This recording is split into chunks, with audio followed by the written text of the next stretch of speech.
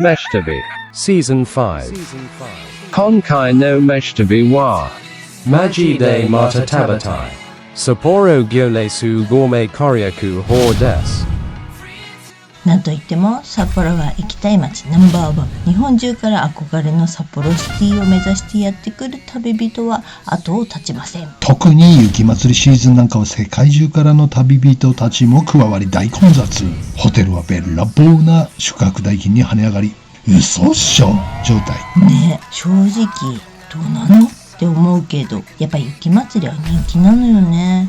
だから札幌行ったらあれ食べたいこれ食べたいっていうのもあると思うんだけど、食べたいものを明確にして事前にいろいろ手を打っておかないと、どこも行列で1時間並びで朝ごはん、2時間並びで昼ごはん、1時間並んで晩ごはんなんてことになりかねないので注意してくださいね。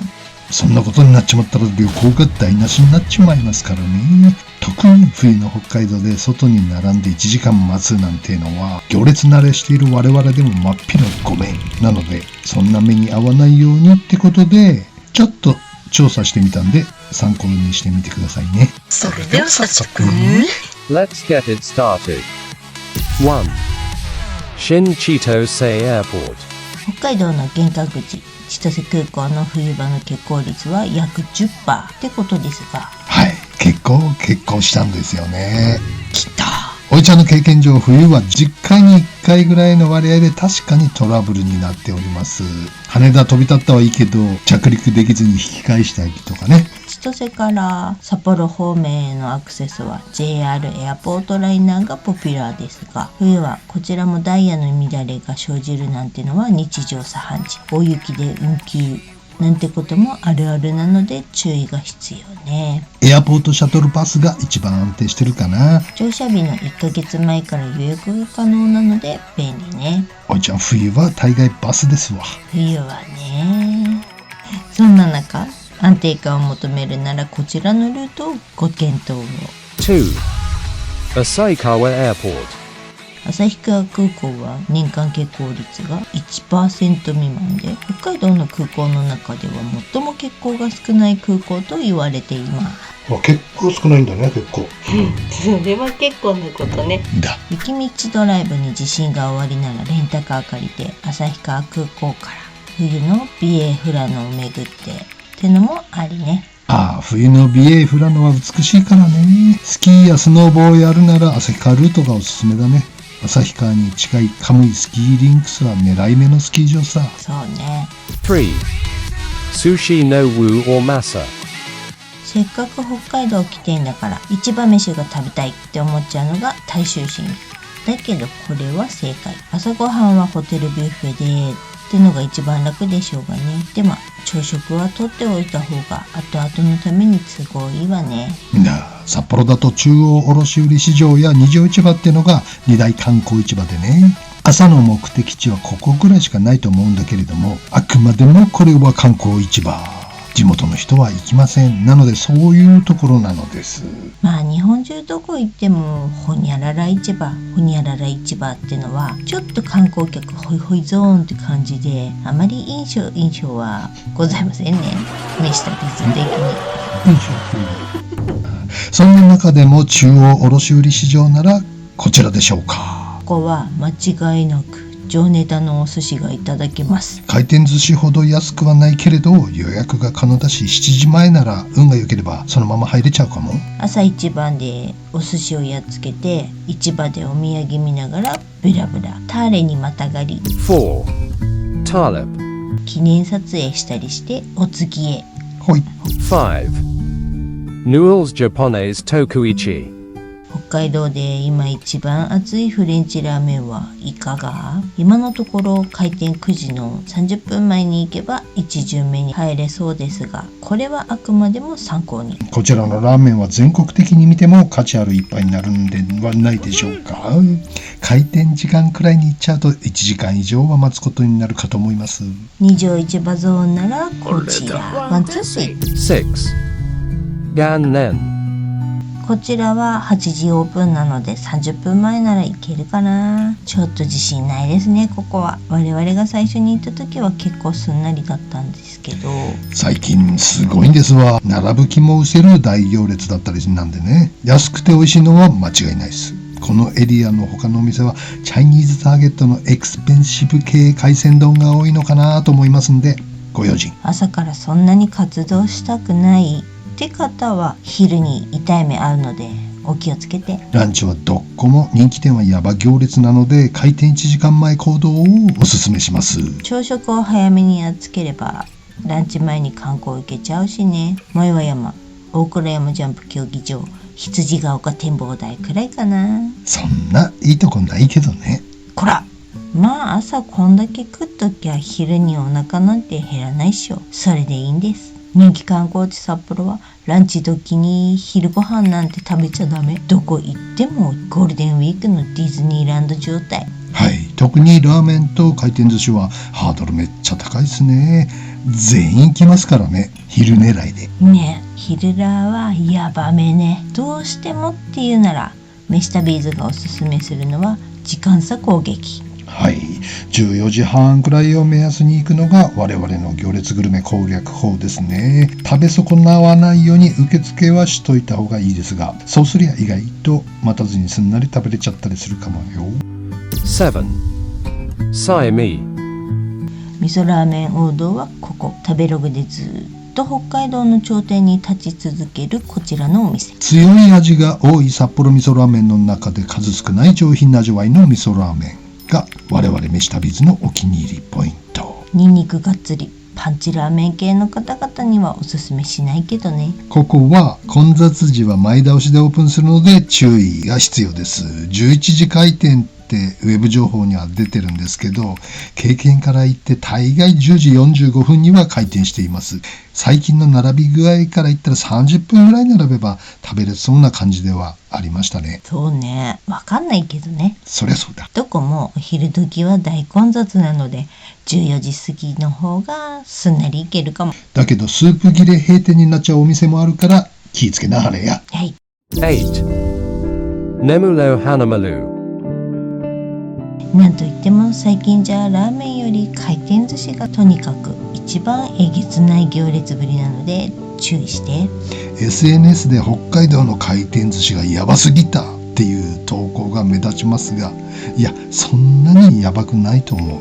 私たち日本中で人気回転寿司食べ歩いてるけどそんなに差ないと思うんですよね。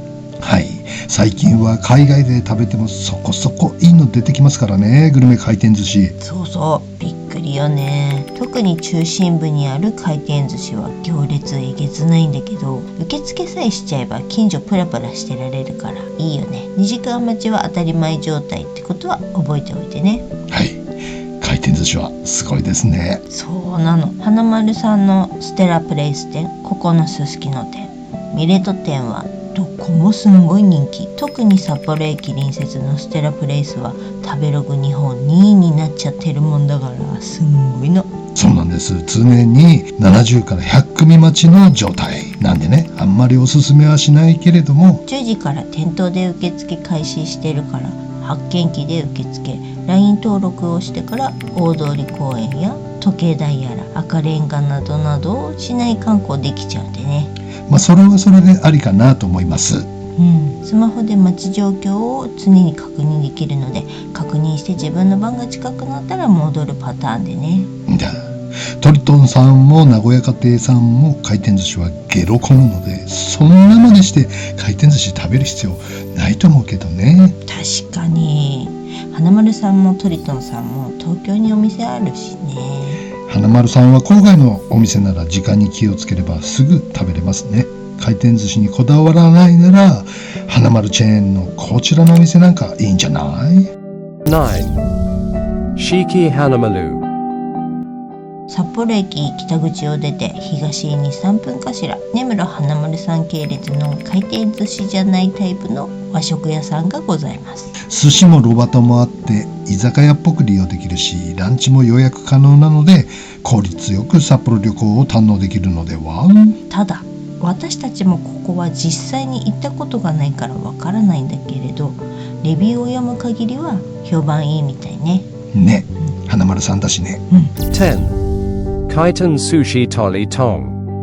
人気のトリトンさんは昼からの行列がずっと途絶えず、夜の8時前に当日の予約が打ち切りになることもしばしば。なので店頭で受付さえしちゃえば、まあ 1,2 時間待ちでいずれ入れるんだけれども、トリトンさんは近所をブラブラっていうポイントがあんまりないんでね。はい、お気をつけ遊ばせ。そんな中、平岸店が便利？そうなんです。近隣に味噌ラーメンの王道中の王道、純連さんや11. June Len. スープカレーの人気店キングさんの本店がありますんでね。12. Soup Curry King.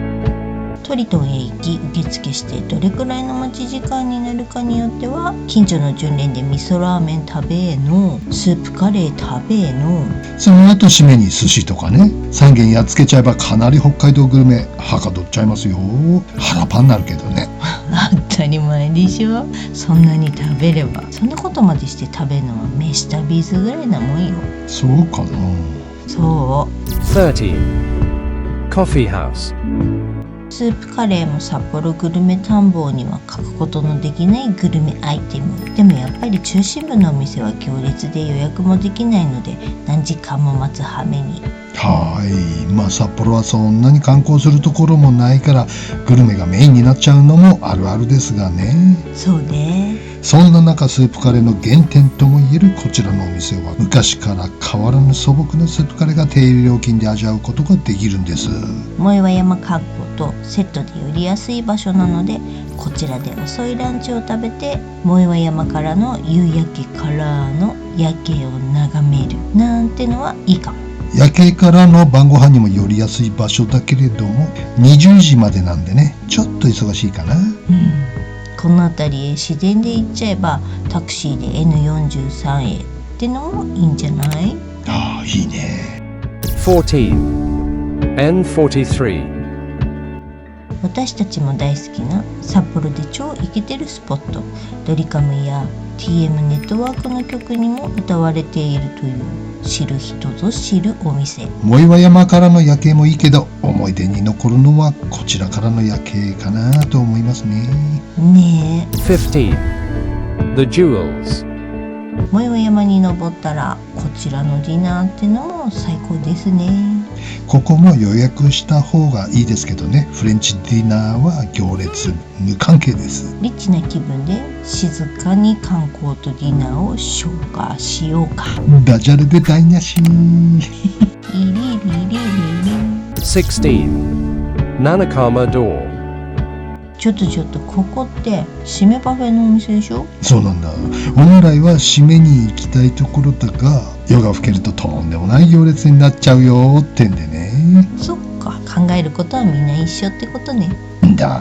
18時開店で何時から受付開始なのかはわからないんだけれども、順番待ちの札を取ってずっと並ばなくてもいいシステムなのでいいね。今の順番がどのくらいか携帯で確認できるようになっているので超便利。受付を済ませてから空き時間を見てディナーなり飲みなりお出かけってのが効率いいですね。なるへそ。締めパフェのパイオニア的存在のお店、佐藤さんも18時頃に行けば入れる可能性大なのでチェックしといてもいいんじゃないかな。あとは好みね。締めパフェもまあまあなお値段するので気をつけてね。ね、3000円とかしちゃうんだぜ、パフェが。高っ。17. Sasuke no Depart. 最近でカリドで高花だ。食べ放題のお店が人気のようです。チャイナ系の方々が群れをなしておいで系。飯旅ーズにはちょっとキャラ違いなのでまだ行ってないんですけれども、行列ができてるような素振りはありませんね。予約できるからかな。食べ放題でタラバ6600円？怪我人って大丈夫って感じ。簡単にネットで予約できるようです。興味のある方はチェックしてみてみて。18. Purcell. すすきのにある夜だけ営業の回転寿司、こちらも大人気なのでね。安くてうまくて回転寿司みたいにデカシャリじゃないのがね、超好きなポイントなんですが。いや、回転寿司だし、だけどハードルめっちゃ高いの。そうなんです。タイミングによっては1時間並びぐらいでは入れるんだけれども、それが完全な外並びになっちゃうんでね。冬の北海道の夜言うたら氷点下当たり前ですからね。覚悟して挑むべしだね。まあネタは間違いないですけどね。安いしね。はい。だけどハードル高い。19. Shingen. すすきの周辺のラーメン屋は夜激混み。しかも完全外レビなので、ちょっと何言ってるか分かんない。しかも完全外並びなので注意して。ここ信玄さんは一番行列マックスなラーメン屋さん。完全外並びでいつもこんな状態。若い人向けな味の味噌ラーメンなんでね、私たちの動画にはあまり出てこないラーメン屋さんね。こことすすきののど真ん中のけやきさんは朝からどえりゃー並んでるんで、味噌ラーメンの美味しいやつ食べたい方はこちらの動画を参考にしてみてみて。飯旅推しの純連狼スープさいみさんは夕方ならさほど待たずに食べられると思います。20. Jingisukan Shilakuma. ジンギスカン店は数あれど、私たちの調査によるとこちらのジンギスカンが頂点かと思われます。はい、これはここでしか食べられないジンギスカン。高いけどね。はい、私たちは第二夕食で行くね。ここはそうだね。21時を過ぎるとだいぶ入りやすくなるんでね、締めジンギってのがおすすめ。先にパフェ食べてジンギで締めて、全く逆流。そうなんです。逆流グルメがおすすめ。旅を楽しみたいならね。なるほどね。勉強になりました。飯旅格言。飯旅格言。駅地下に名店なし。駅地下に名店なし。食べたい時が混む時。食べたい時が混む時。予約は大事。予約は大事。はい。Jakaino Meshtabi wa. Maji de Mata Tabatai. Sapporo to Nan Asia Gourmet des. Otonoshimini. See you soon. ということで、飯旅の周たる視聴者層、札幌近郊にお住まいの方々にはあんまり関係ない情報になりました。行かねえしって多分言ってるよね。全国から札幌を目指す旅人向けの動画となりました。いやマジで最近の行列やばいからね。なんか見てたら吐きそうになる。回転寿司だね。やばいぐらい並んでるんで。回転寿司はね、ちょっとやめた方がいい。でも冷静になって回転寿司だよってね。それならばちょっとカウンターのお寿司屋さんとか行っても安いお店いっぱいあるからね。いいのよっぽどいいネタ食えると思いますよ。じゃあ飯旅じゃねえじゃんって突っ込まれそうだけど。今ね、ほら我々は日本中の回転寿司食べてるけど、いやそんな変わんねえしっていう、いや北海道だから逆にもっと美味しいのあるよね。そうだね。あっちの日本海側の方は新潟とか、ちょっと北海道はやっぱ黙っててもお客さんが来るんであぐらかいちゃってる部分もあるんで確かに。せっかくの旅行をね、並んで待ってる時間が大半になっちゃわないように楽しめたらいいなっていうことをお送りしました。あくまでも参考にしていただけたらと思います。なんでしょうね、札幌で一番やりたいこと。とりあえず時計台とかは大通公園っていうのはわざわざ行かなくても絶対通ると思うんで。そうね。